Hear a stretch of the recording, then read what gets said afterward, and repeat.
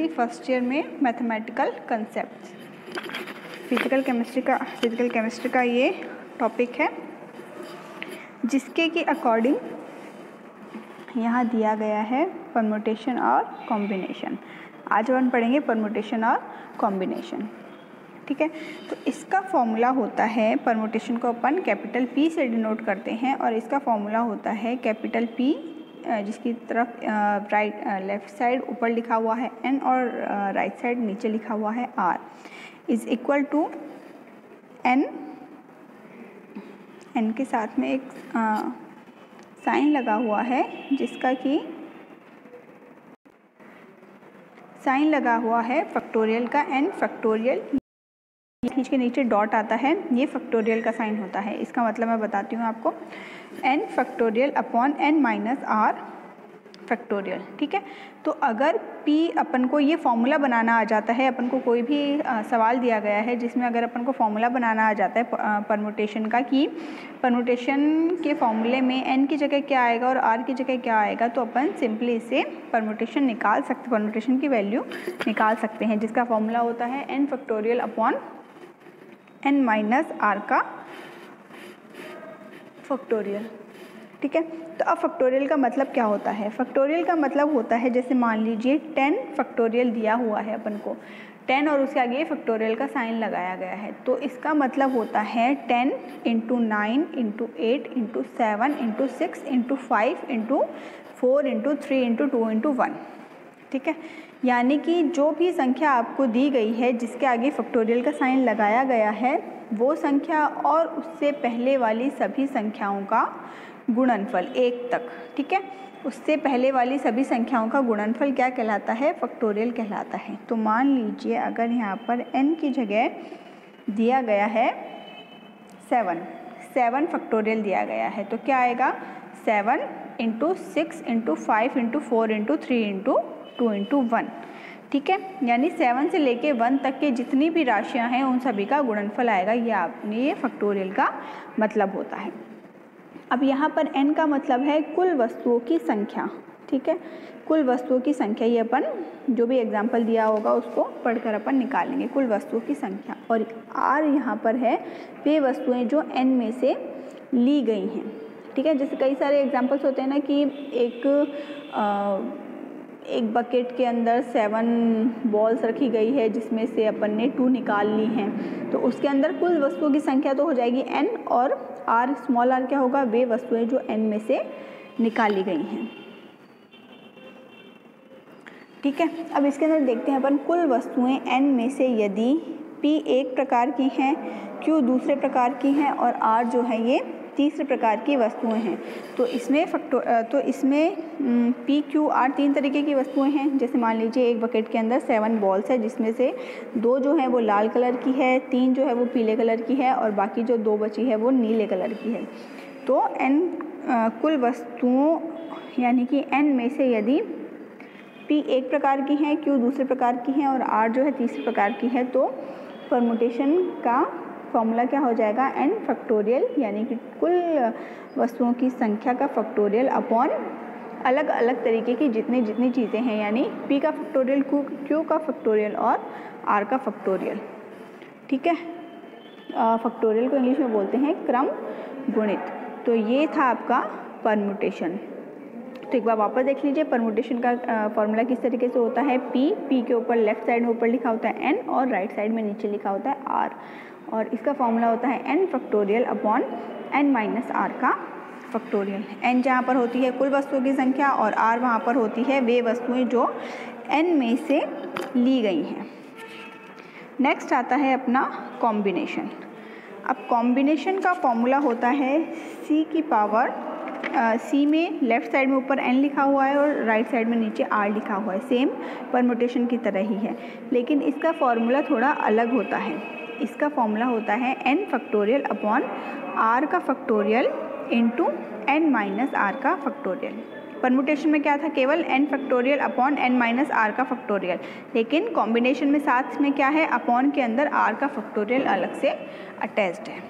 तो ये है अपने कॉम्बिनेशन, परम्यूटेशन और कॉम्बिनेशन के कुछ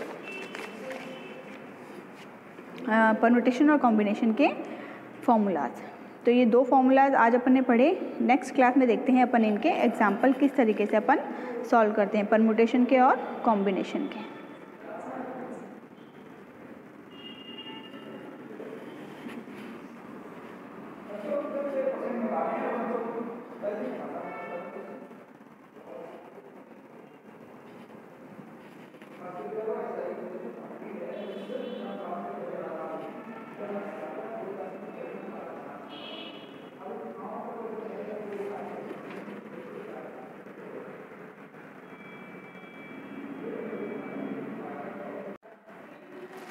तो ये है परमुटेशन के एग्जाम्पल, जिसमें सिंपल दिया हुआ है 8 फैक्टोरियल अपॉन 2 फैक्टोरियल और 3 फैक्टोरियल।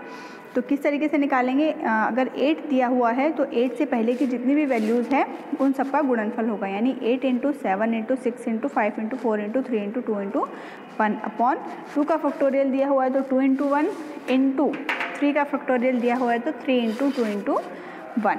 ठीक है, तो इस तरीके से आप ऊपर नीचे जो है वो कैंसिल करके भी आप वैल्यूज़ निकाल सकते हैं। नेक्स्ट एग्जांपल दिया हुआ है p फैक्टोरियल दिया हुआ है, जहाँ पर n की वैल्यू 15 दी गई है और r की वैल्यू 2 दी गई है। तो परमुटेशन का फॉर्मूला क्या होता है, n factorial upon n minus r का फैक्टोरियल, यानी कि यहाँ आएगा 15 का फैक्टोरियल अपॉन 15 माइनस 2 का फैक्टोरियल, यानी ये हो जाएगा 15 फैक्टोरियल अपॉन 13 फैक्टोरियल। तो इस तरीके से आप इसकी वैल्यूज़ निकाल सकते हैं। इसको आप ऐसे भी ले सकते हैं 15 × 14 × 13 का फैक्टोरियल अपॉन क्या है 13 का फैक्टोरियल। तो 13 फैक्टोरियल से 13 फैक्टोरियल ऊपर नीचे कैंसिल हो जाएगा और आपका क्या बचेगा 15 × 14, जिसकी वैल्यू आएगी 210। थर्ड एग्जांपल है p पर n की वैल्यू है 6 और r की वैल्यू है 4। तो इस तरीके से आप निकाल सकते हैं। नेक्स्ट एक आपको दिया हुआ है कि ABC के परमुटेशन निकालिए। ABC के परमुटेशन का मतलब है कि टोटल वस्तुओं की संख्या, यानी n क्या हो गया है यहाँ पर 3, और परमुटेशन निकालने हैं तो किस तरीके से हो गया n-1 तो क्या हो गया परमुटेशन 3 × 3 - 1 का फैक्टोरियल, यानी कि 6। यानी कि ABC के परमुटेशन का मतलब है कि इसको कितने तरीके से इसको लिखा जा सकता है। नेक्स्ट फिफ्थ है मैथमेटिक्स के परमुटेशन निकालिए। मैथमेटिक्स में क्या है, n टोटल कितने हैं, मैथमेटिक्स में कितने लेटर्स हैं, 11 लेटर्स हैं, और P जो है वो PQR अपन ने देखे थे कि कौन कौन से जो हैं वो जो 2 बार बार रिपीट हो रहे हैं, यानी कि A जो है वो 2 हैं, M जो है वो 2 बार आया है, T जो है वो 2 बार आया है। तो अपन ने ये वाला जो फॉर्मूला देखा था परमुटेशन के अंदर n factorial upon p factorial q factorial r factorial, तो ये क्या था, कुल वस्तुओं की संख्या में से p एक प्रकार की है, q दूसरे प्रकार की है और r जो है वो तीसरे प्रकार की है। इसी तरीके से मैथमेटिक्स के अंदर अगर अपन देखेंगे तो p की वैल्यू अपन ने 2 लिखी है, यानी कि जो a है वो लेटर 2 बार आया है, m वाला लेटर भी 2 बार आया है और t वाला लेटर भी जो है वो है 2 बार आया है। इसलिए इसका फॉर्मूला क्या हो जाएगा, n factorial upon p factorial q factorial और r का फैक्टोरियल। तो n तो टोटल हो गए 11 लेटर्स है मैथमेटिक्स में, तो 11 का फैक्टोरियल आ गया अपॉन 2 फैक्टोरियल 2 फैक्टोरियल 2 फैक्टोरियल। तो इसकी वैल्यू क्या है 4989600, यानी कि इतने तरीक़ों से ये लिखा जा सकता है। ठीक है, फिर नेक्स्ट एग्जांपल है 6th एग्जांपल कि 4 में से 3 स्टूडेंट कितने प्रकार के काम कर सकते हैं। ठीक है, तो अपने पास 4 स्टूडेंट हैं, जिनमें से 3 जो स्टूडेंट वो कितने प्रकार के कार्य कर सकते हैं, तो इसका परमुटेशन निकालना है। यानी कि टोटल n की वैल्यू क्या हो गई, टोटल वस्तुओं की संख्या है, टोटल स्टूडेंट की संख्या तो हो गई 4, और परमुटेशन और r की वैल्यू क्या हो गई इसमें 3, यानी n factorial upon n minus r का फैक्टोरियल, यानी 4 फैक्टोरियल अपॉन 4 - 3 का फैक्टोरियल, यानी कि 24। ठीक है, इसके बाद आता है कॉम्बिनेशन भी उसी तरीके से अपन निकाल सकते हैं, जैसे कि दिया हुआ है इसमें c n की वैल्यू 24 और r की वैल्यू 4 दी गई है। तो इसका फॉर्मूला क्या होता है, n factorial upon r factorial और ब्रैकेट में n माइनस r का फैक्टोरियल। तो इसमें अपन लिख सकते हैं 24 का फैक्टोरियल अपॉन 4 का फैक्टोरियल और ब्रैकेट में क्या लिखेंगे 24 - 4, यानी कि 20 का फैक्टोरियल, और इसकी वैल्यू निकाल लेते हैं। फिर सेकंड एग्जांपल है, कई बार इस तरीके से भी दिया आता है, कई तरीके के कॉम्बिनेशन की एक चेन दी हुई आती है और अपन को इसको सॉल्व करना पड़ता है। तो इसमें ध्यान रखिए, फर्स्ट वाले जो 2 हैं वो तो प्लस के अंदर हैं, ठीक है। फिर सेकंड के जो 2 पद, लास्ट वाले जो 2 पद है उसमें से अपन ने माइनस जो है वो कॉमन ले लिया है और अंदर जो है ये माइनस कॉमन लेंगे तो ब्रैकेट के अंदर क्या आ जाएगा, प्लस आ जाएगा और इनको अलग अलग सॉल्व करके दोनों की वैल्यू निकाल ली जाएगी इस तरीके से। तो इसमें क्या आ जाएगा, ठीक है, इस तरीके से इसकी इस वाले जो बड़े ब्रैकेट में फॉर्मूला दिया गया है इससे इसकी वैल्यू निकाल ली जाएगी, यानी NCR प्लस NCR माइनस 1 अगर इस तरीके से होता है तो इसको एक पूरे कॉम्बिनेशन में लिख सकते हैं अपन N+1 और CR, ठीक है।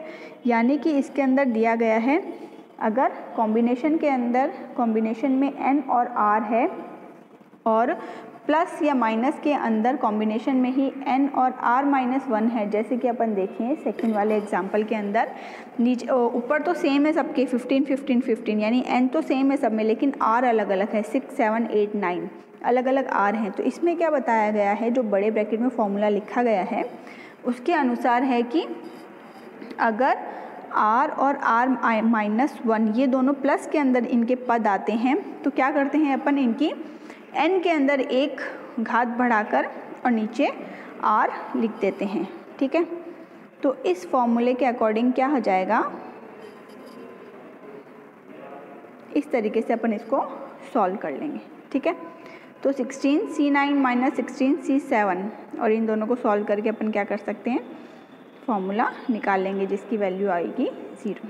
फिर एक एग्जांपल दे रखा है लास्ट में इसमें कि अपने पास 10 बॉयज़ हैं 8 गर्ल्स हैं, ठीक है। तो इनका कॉम्बिनेशन क्या होगा अगर केवल 4 ही गर्ल्स अपन को लेनी हो तो, यानी कि 10 अपने पास लड़के हैं और 8 लड़कियां हैं, ठीक है। स्टूडेंट्स हैं अपने पास 18 स्टूडेंट्स हैं जिसमें से 10 बॉयज़ हैं और 8 जो है वो गर्ल्स हैं। तो इनका कॉम्बिनेशन अपन को बनाना है, लेकिन केवल एक कॉम्बिनेशन में 4 ही गर्ल्स आनी चाहिए, ठीक है। तो 8 में से कितनी गर्ल्स ले सकते हैं अपन, 4 गर्ल्स होनी चाहिए, यानी कि बॉयज़ कितने होने चाहिए, 6 बॉयज़ होने चाहिए 10 में से। तो अगर 8 में से 4 गर्ल्स लेते हैं तो कॉम्बिनेशन क्या होगा, C N की जगह आएगा 8 और R की जगह आएगा 4, और 10 में से अगर 6 बॉयज़ लेने हैं तो कॉम्बिनेशन के साथ क्या आएगा, N की जगह 10 और C की जगह R की जगह 6 आएगा। तो इन दोनों का कॉम्बिनेशन से अपन क्या निकाल लेते हैं कि कितने तरीके के कॉम्बिनेशन बन सकते हैं अगर अपने पास 10 लड़के और 8 लड़कियां हैं जिनमें हर ग्रुप के अंदर 4 लड़कियां होनी चाहिए। तो इस तरीके से कॉम्बिनेशन बना के अपन वैल्यू निकाल सकते हैं। तो ये थे परम्यूटेशन और कॉम्बिनेशन और इनके कुछ एग्जाम्पल्स। अब अपना मैथमेटिकल कंसेप्ट में टॉपिक बचता है प्रोबेबिलिटी, जो कि अपन नेक्स्ट क्लास में पढ़ेंगे।